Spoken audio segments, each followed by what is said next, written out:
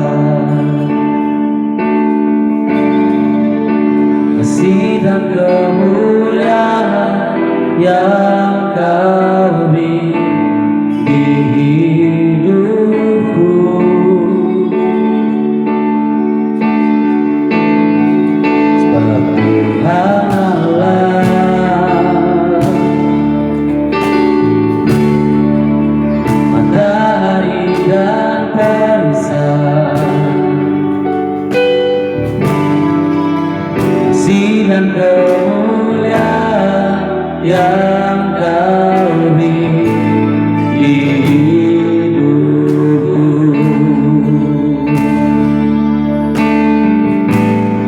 Sebab lebih baik satu hari di pelataranmu daripada 1000 hari di tempat lain. Sebab lebih baik satu hari di pelataranmu daripada 1000 hari di tempat lain.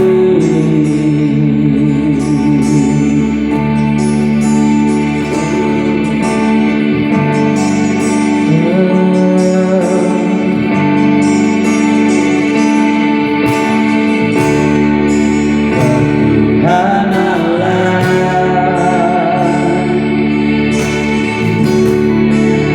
matahari dan barisan, kasih dan kemuliaan yang kau beri di hidupku.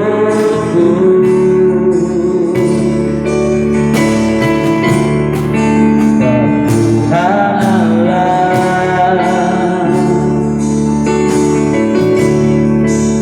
matahari dan barisan,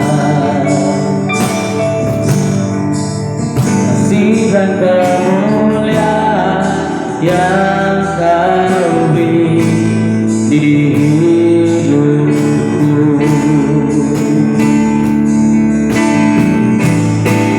Yang lebih baik satu hari di pelataranmu daripada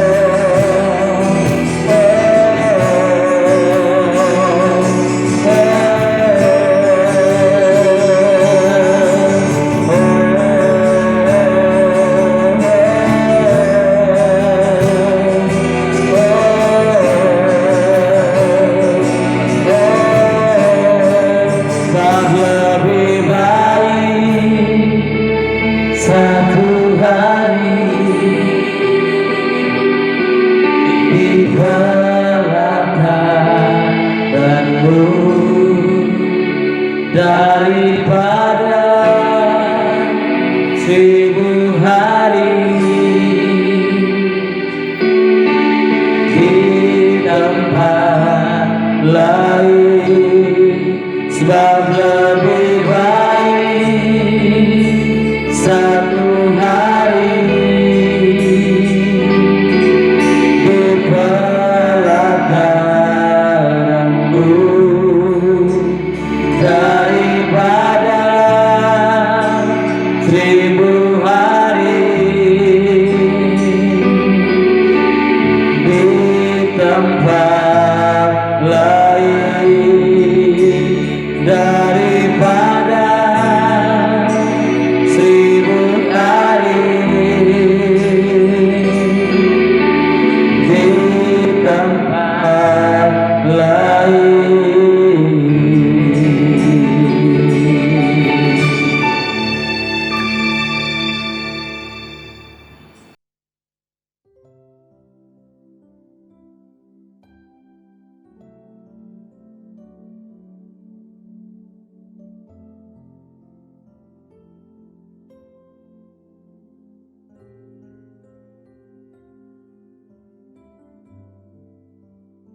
Shalom, saya mau menyapa Anda semua, jemaat yang dikasihi Tuhan Yesus, khususnya jemaat IFJF Duri beserta satelit Rangau, Cinta Damai, Pematang Pudu, Balai Raja dan Tegar yang ikut bergabung dalam ibadah live streaming pagi ini. Puji Tuhan, kita bisa berjumpa dalam ibadah Jumat Agung ini. Apa kabar semuanya? Semoga sehat dan baik-baik. Walau kita saat ini berada di rumah kita masing-masing, tetapi kita bisa beribadah bersama, menikmati hadiratnya bersama tim Praise IFJF Duri tadi. Dan sekarang tiba saatnya kita akan mendengarkan firman Tuhan. Mari kita siapkan hati dan berdoa. Bapa yang baik, terima kasih Tuhan. Kami bersyukur kalau pagi hari ini kami boleh bersama-sama ada dalam ibadah live streaming. Tuhan, kami ingin mendengarkan firman Tuhan. Siapkan hati kami, urapi kami semua, supaya melalui firman ini kami dikuatkan dan kami bertumbuh dalam Tuhan. Dalam nama Yesus kami berdoa. Amin. Saudara, hari ini saya mau membawa kita dengan satu tema, yaitu pengorbanan Yesus. Saya mengajak kita untuk membuka Keluaran pasal 12 ayat 22b dan 23. Dikatakan, seorang pun dari kamu tidak boleh keluar pintu rumahnya sampai pagi, dan Tuhan akan menjalani Mesir untuk menulahinya. Apabila ia melihat darah pada ambang atas dan pada kedua tiang pintu itu, maka Tuhan akan melewati pintu itu dan tidak membiarkan pemusnah masuk ke dalam rumahmu untuk menulahi. Saudara, kalau kita ingin tahu Paskah pertama, yaitu terjadi ketika bangsa Israel keluar dari Mesir dibawa oleh Musa untuk menuju ke tanah Kanaan. Dan saat itu, melalui tulah ke-10, Tuhan melakukan satu hal yang luar biasa, yaitu ingin mencabut nyawa anak sulung dari semua orang Mesir. Tapi bangsa Israel, karena mereka mengoleskan darah anak domba di atas pintu ambang rumahnya, mereka akhirnya selamat. Itulah namanya Paskah, artinya melewati, yaitu Allah melewati dan bangsa Israel luput daripada maut. Nah, hari ini saya mengajak kita untuk merenungkan tentang pengorbanan Yesus. Nah, kalau kita tadi melihat bahwa ada domba yang dikorbankan supaya bangsa Israel bisa keluar, dan darah anak domba itu yang menjadi jaminan keselamatan mereka, maka kita akan melihat bahwa sebenarnya itu juga sama dengan Yesus Kristus. Dia adalah anak domba Allah yang dikorbankan untuk keselamatan saudara dan saya, untuk menebus dosa-dosa kita. Nah, di dalam Yesaya pasal 53 ayat 7 dikatakan juga, dia dianiaya tetapi dia membiarkan diri ditindas dan tidak membuka mulutnya seperti anak domba yang dibawa ke pembantaian. Saudara, bayangkan Yesus itu seperti anak domba yang dikorbankan dan tidak melawan. Dia nurut saja dibawa ke pembantaian untuk disembelih dan akhirnya mati. Nah, itulah gambaran daripada Yesus. Nah, saudara, sebelum saya mengajak kita untuk merenungkan betapa dahsyatnya penderitaan Yesus, saya mengajak kita untuk melihat betapa besarnya pengorbanan Yesus. Yaitu kita bertanya dulu, siapa Yesus? Dia adalah Allah. Dia adalah pencipta langit dan bumi. Dia sudah berada di surga jauh sebelum segala sesuatu ada, karena dia menciptakan Alfa dan Omega yang Maha Kuasa. Jadi dia sudah senang dan dimuliakan di surga. Tetapi Allah Bapa dan Yesus melihat bahwa manusia ini penuh dengan dosa dan tidak ada harapan. Manusia ini akan binasa selama-lamanya. Karena itu Allah Bapa mengutus putranya ke dalam dunia. Dan Yesus mau taat. Itu sebabnya dikatakan dalam Filipi pasal 2 ayat 6 sampai 8. Dikatakan bahwa yang walaupun dalam rupa Allah tidak menganggap kesetaraan dengan Allah itu sebagai milik yang harus dipertahankan, melainkan telah mengosongkan dirinya sendiri, mengambil rupa seorang hamba dan menjadi sama dengan manusia. Dan dalam keadaan sebagai manusia, ia telah merendahkan dirinya dan taat sampai mati, bahkan sampai mati di kayu salib. Saudaraku yang dikasihi Tuhan, coba renungkan. Disinilah pengorbanan Yesus. Dia yang adalah Allah yang Maha Kuasa mau datang ke dalam dunia, turun, merendahkan dirinya. Dia mengosongkan dirinya. Dia punya hak, tapi dia mau merelakan haknya ditiadakan. Saudara, seringkali kita demikian, baik dalam keluarga maupun dalam pelayanan atau pekerjaan. Kita sering merasa kita yang paling baik. Begitu hak kita diambil, kita langsung berontak, kita melawan. Tapi kita belajar dari Yesus. Dia mengosongkan dirinya, menjadi hamba, bahkan sama dengan manusia ciptaannya. Yesus mau taat sampai mati di kayu salib. Saya akan menjelaskan nanti bagaimana penderitaan Yesus yang begitu berat. Dia dicambuk 39 kali. Dan saudara tahu kalau di bangsa Roma itu, ujung cambuk itu ada besi-besi yang kecil dan itu tajam. Ketika prajurit Roma yang kuat mencambuk punggung Yesus, maka itu lengket, dan kemudian ketika dia tarik, maka itu ada luka-luka dan keluarlah bintik-bintik darah. Dan itu sama 39 kali. Tidak hanya itu, tapi dia juga diberikan mahkota duri yang tajam sehingga kulit kepalanya luka berdarah. Tangan dan kakinya dipaku. Dan pakunya itu besar, ya, sehingga tembus ke kayu. Dan dalam gambar ini saya mau menunjukkan bagaimana ketika Yesus dia dipaku, dia tergantung, saudaraku. Jadi tergantung, lama-lama turun, dan akhirnya itu terjadi pergeseran di otot-otot lengannya, kemudian dia paru-parunya pun terjepit dan dia merasakan satu penderitaan yang berat ketika menarik nafas. Begitu, saudara.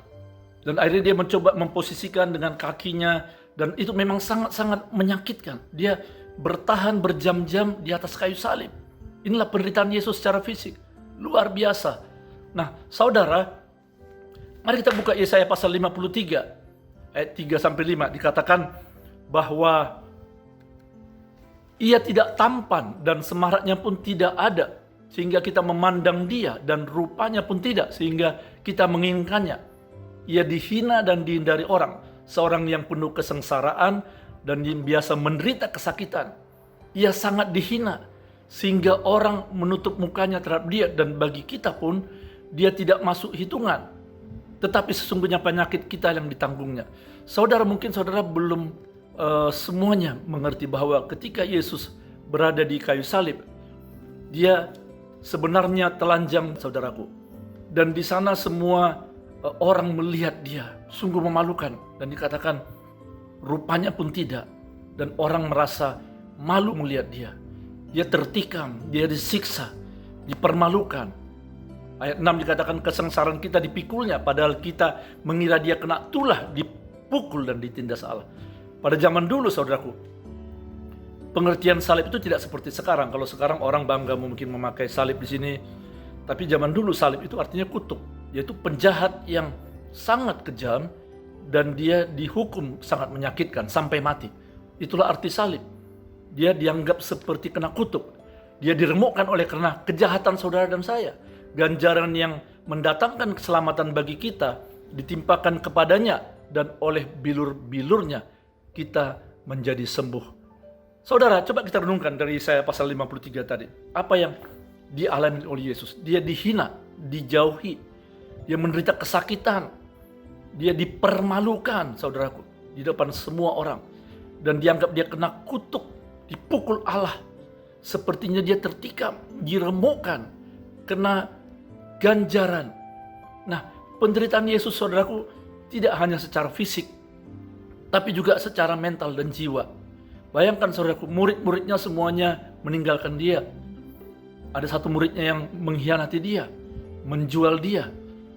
Saudara, ketika saya merenungkan ini, sungguh berat penderitaan Yesus. Tidak hanya fisik, mental, dia diludahi, dia dihina, kemudian secara rohani juga, di mana Bapaknya yang biasanya dia bisa bersekutu dengan erat dengan Bapaknya, baik di surga maupun di bumi. Pada saat itu, Bapaknya memalingkan wajahnya karena Yesus penuh dengan dosa-dosa manusia. Bapaknya tidak tahan melihat dosa itu. Dan Yesus berkata, Eli, Eli, lama sabatani. Bapa, Bapa, kenapa engkau meninggalkan aku? Nah, saudara, mari kita renungkan. Untuk apa Yesus berkorban? Untuk apa Yesus menderita begitu berat? Tujuannya adalah supaya saudara dan saya diselamatkan. Supaya saudara dan saya diperdamaikan dengan Allah.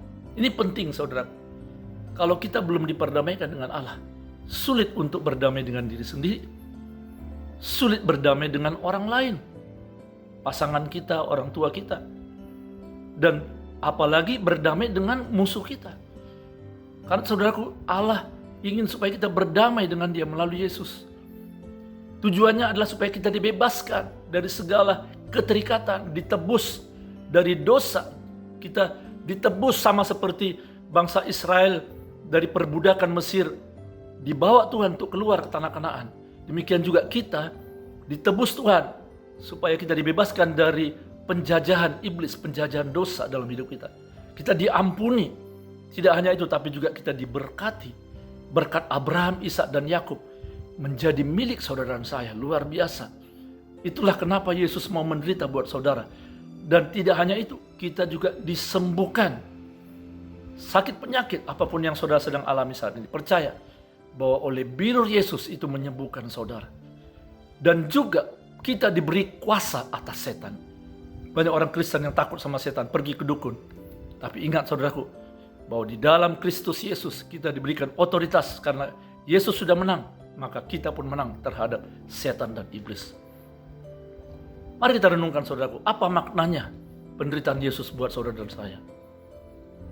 Apa yang kita mau ambil sebagai pegangan hidup kita melalui peristiwa kematian Yesus di kayu salib, Jumat Agung ini? Mari kita renungkan. Yesus berkata dalam Yohanes pasal 16 ayat 33, semuanya itu kukatakan kepadamu, supaya kamu beroleh damai sejahtera dalam aku. Dalam dunia kamu menderita penganiayaan, tetapi kuatkanlah hatimu. Aku telah mengalahkan dunia. Saya menggarisbawahi kata-kata ini, saudaraku. Aku telah mengalahkan dunia. Yesus telah mengalahkan dunia. Yesus sudah menang di kayu salib. Saudara, apa maknanya buat saudara dan saya? Saya bagi ada 3 hal, saudaraku. Mungkin saudara saat ini sedang mengalami penderitaan, terlebih-lebih dengan pandemi COVID-19 ini, di mana-mana kita merasakan dampaknya secara ekonomi, politik, keluarga, dan kenyamanan, bisnis, semuanya terganggu, saudaraku. Mungkin saudara saat ini mengalami penderitaan yang berat, di PHK, atau mengalami sakit. Mari kita renungkan, saudaraku. Saya bagi 3 hal yang penting. Yang satu, jangan bersungut-sungut. Saudaraku, Yesus ketika di kayu salib tidak ada mengeluarkan kata sungut-sungut. Saya baca satu buku berjudul 7 kalimat Yesus di kayu salib. Dan ke-7 kata-katanya, kalimatnya itu positif, baik, bahkan memberkati. Salah satu kata Tuhan Yesus adalah, Bapa, ampunilah mereka, sebab mereka tidak tahu apa yang diperbuat. Bayangkan, saudaraku, orang-orang yang menyalibkan, membunuh, dan menyiksa dia, Tuhan berkata, ampunilah mereka. Mari kita ingat, ketika Yesus, dia menderita, dia mengucapkan kata-kata kalimat yang baik, yang memberkati. Mungkin saudara mengalami ketidakadilan dalam hidup ini, mungkin saudara digosipkan dan sebagainya. Maukah saudara seperti Yesus? Dia memberkati mereka. Yang kedua, jangan patah semangat, jangan kecewa. Saudara mungkin saat ini sedang mengalami kekecewaan, baik dalam pelayanan barangkali atau di dalam rumah tangga, dikecewakan oleh teman bisnis. Ingatlah Yesus. Yesus sudah melewati itu semua. Yesus sudah mengalami itu semua. Dia dikhianati. Dia ditinggalkan oleh orang-orang yang diharapkannya untuk menguatkan dia. Dia dikecewakan oleh banyak orang. Dia ditinggalkan sendiri. Nah, ada saat-saat di mana kita sepertinya sendiri menghadapi pergumulan hidup. Ingatlah bahwa Yesus sudah melewati itu. Dan dia berkata, aku menyertai kau. Saudara, ini penting saudaraku ya. Yang ketiga, yang terakhir. Setialah sampai akhir. Apapun yang merupakan panggilan saudara. Panggilan untuk sebagai seorang ayah, sebagai seorang suami, sebagai seorang hamba Tuhan. Setialah sampai akhir. Ada banyak dalam kehidupan ini yang membuat kita jadi kecewa atau mau mundur, mau give up. Beberapa tahun yang lalu saya pernah dikecewakan oleh teman-teman sepelayanan juga. Saya merasa ditusuk dari belakang, saya merasa dikhianati, dan saya hampir-hampir menyerah. Saya renungkan kembali bahwa Yesus tidak menyerah. Bayangkan saudara, kalau Yesus dalam penderitaannya menuju Golgota, dan dia merasakan satu rasa sakit yang luar biasa, dan dia melihat orang-orang yang mau diampuni itu justru melecehkan, meludah dia. Mungkin waktu itu dia hampir-hampir tidak tahan dan berkata, Bapa, kirimkan satu malaikatmu untuk menghancurkan mereka semuanya. Apakah bisa saudaraku? Bisa. Dan ketika malaikat disuruh maka itu hancur. Tapi saudara, apa yang terjadi? Yesus tidak sampai selesai ke Golgota dan kita semua binasa. Lihatlah bahwa Yesus, dia setia sampai akhirnya. Saudara yang kasih Tuhan, marilah apapun yang saat ini merupakan penderitaan yang saudara alami. Mungkin karena masalah virus corona ini dampaknya kepada keluarga atau mungkin kepada orang lain, tetangga. Mari kita ikut ambil bagian untuk merasakan penderitaan mereka. Kita mendoakan mereka, empati kepada mereka. Saya percaya saudaraku ya, bahwa di balik ini semua ada satu berkat Tuhan yang luar biasa. Virus corona pandemik ini akan berakhir. Dan saya percaya bahwa di balik ini ada satu opportunity, satu berkat, ada satu anugerah Tuhan yang luar biasa buat kita semua. Greater blessing buat kita. Amin. Tuhan memberkati. Mari saya mengajak kita untuk masuk dalam perjamuan kudus. Saudara sudah menyiapkan masing-masing roti dan anggurnya. Inilah roti, yaitu tubuh Kristus yang sudah dicabik-cabik, yang sudah dikorbankan untuk saudara dan saya. Dia menderita sengsara begitu berat dan tubuhnya dikoyak-koyak, dicambuk. Dan firman Tuhan berkata, oleh bilurnya kita disembuhkan. Mari angkatlah dan makanlah dengan pengucapan syukur dalam nama Yesus.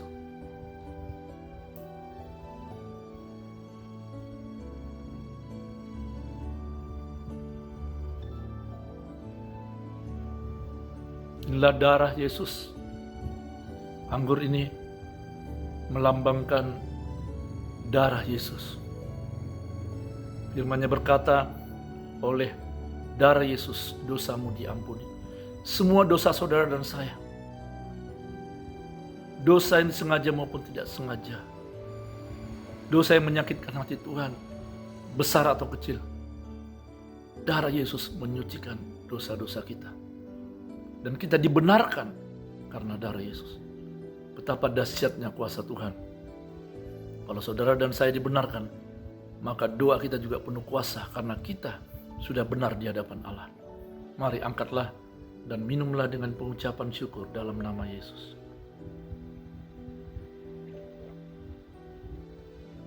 Mari angkat tangan saudara dan kita mengucap syukur pada Tuhan. Bapa, terima kasih. Hari ini kami boleh bersama-sama mendengarkan firman-Mu. Kami boleh bersama-sama menikmati roti dan anggur sebagai tubuh dan darah Yesus. Ini adalah perjanjian Tuhan buat kami. Bahwa Yesus yang sudah berkorban di kayu salib, yang menderita sengsara untuk menebus dosa-dosa kami, untuk membebaskan kami, untuk melepaskan kami dari segala ikatan. Terima kasih Tuhan, terima kasih. Materaikan firman-Mu ya Bapa. Aku berdoa saat ini untuk semua yang mendengarkan, yang menyaksikan program ini. Apapun pergumulan mereka, aku berdoa dalam nama Yesus Tuhan yang melawat mereka, menjawab doa-doa kami Tuhan. Yang sakit Engkau sembuhkan dalam nama Yesus. Yang saat ini mengalami keterikatan dibebaskan di dalam nama Yesus. Yang hari ini merasakan kelemahan dan kekurangan, kami minta Tuhan Engkau cukupkan sesuai dengan janji-Mu. Berkat Abraham, Ishak dan Yakub menjadi milik kami orang-orang percaya yang sudah dibenarkan oleh karena darah Yesus. Terima kasih Tuhan, kami mengucap syukur bahwa pengorbanan Yesus itu membuat kami menjadi berarti, berharga. Terima kasih Tuhan, Engkau sangat mengasihi kami. Materaikanlah firman-Mu. Terpujilah nama-Mu, dalam nama Yesus Kristus kami berdoa. Amin. Tuhan memberkati, sampai jumpa nanti hari Minggu dalam ibadah Paskah. God bless you.